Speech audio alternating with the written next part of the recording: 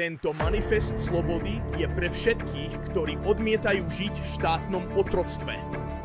Štát je a vždy bol uzurpátor a daňový otrokár, ktorý prostredníctvom svojho byrokratického teroru núti občanov platiť za mizerné služby.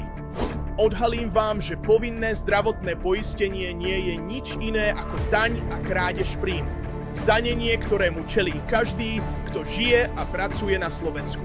Tento socialistický systém je vlastne pyramídová hra, ktorá sa zrúti v momente, kedy do systému neprídu ďalší. Zdá sa, že z toho nie je cesty von. Riešenie existuje.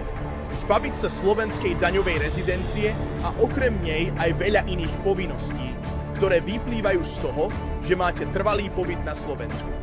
Ide o návod, ako sa zbaviť špehovania, opustiť mafiánske praktiky a stať sa plne suverénnou osobou. Pre viac videí daj like.